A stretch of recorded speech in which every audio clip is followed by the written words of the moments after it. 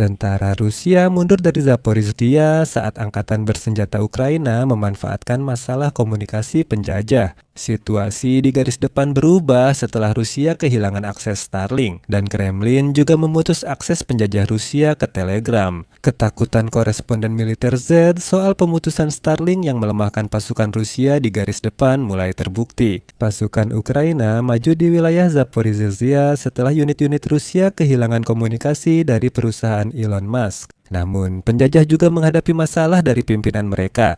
Koresponden militer Rusia menyatakan bahwa pemblokiran Telegram di Rusia akan berdampak fatal bagi tentara Federasi Rusia di garis depan. Orang Rusia memakai Telegram untuk berkomunikasi, tapi Kremlin menegaskan mereka tidak yakin penjajah memakainya. Mereka bilang jangan mengada-ada. Proyek Deep State melaporkan tentara Rusia terus menyerang di beberapa arah, namun angkatan bersenjata Ukraina meraih keberhasilan di Orekov, Zaporizhzhia. Militer Ukraina menggagalkan penetrasi infanteri Rusia di Primorska dan Lukyanivska, Zaporizhia. Gambaran situasi di garis depan akan dibahas di episode ini. Nama saya Alexei Pici, mari kita bahas topik ini bersama-sama. Namun sebelum kita mulai, saya mohon Anda untuk berlangganan saluran ini, beri suka, tulis komentar apa saja di bawah video ini, dan jangan lupa berlangganan saluran Telegram saya, Pici News. Tautan ada di deskripsi video, kami bagikan berita terbaru dan pengumuman episode baru di YouTube secara real time.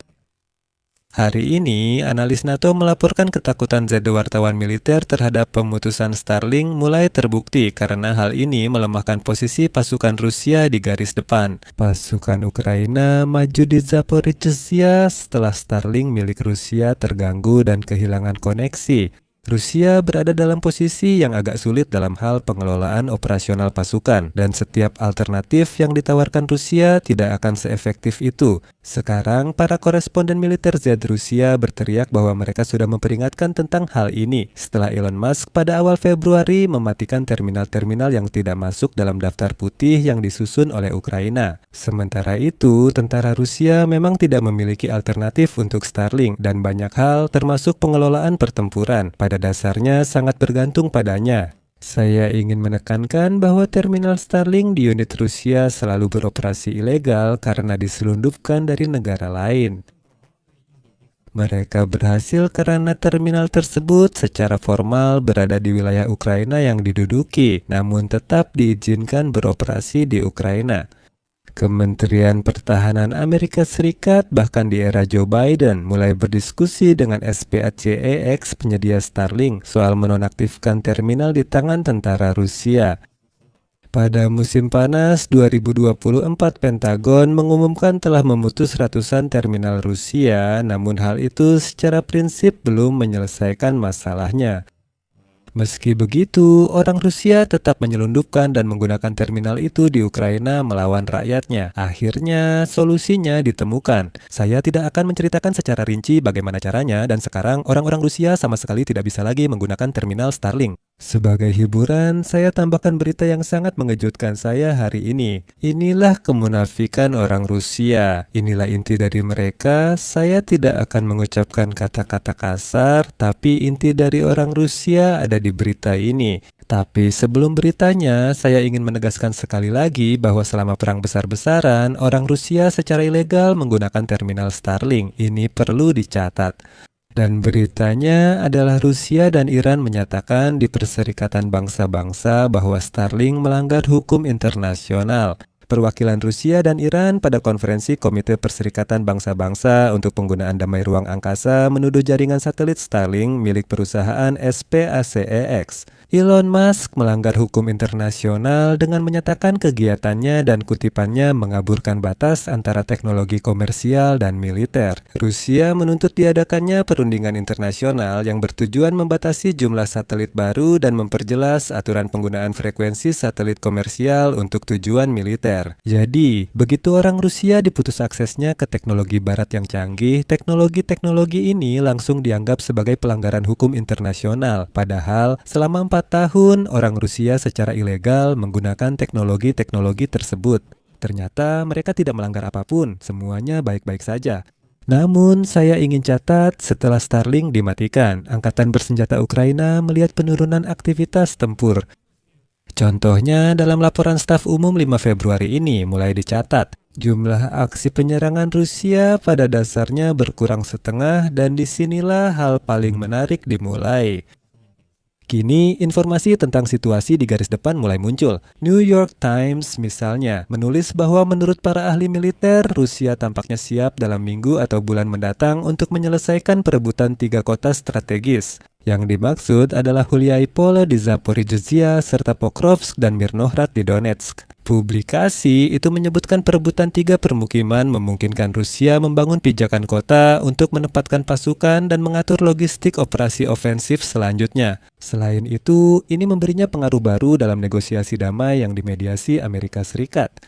Para ahli mengatakan bahwa Rusia tidak mungkin dengan cepat mengubah pencapaian ini menjadi perluasan wilayah lebih lanjut, mengingat betapa lambatnya pasukan mereka bergerak selama setahun terakhir. Namun Moskwa bisa menggunakan hal itu untuk membuktikan dalam negosiasi damai bahwa kemajuan mereka meskipun lambat tetap tak terhindarkan. Ukraina sebaiknya menyerahkan wilayah lewat kesepakatan daripada kehilangannya dalam pertempuran berdarah.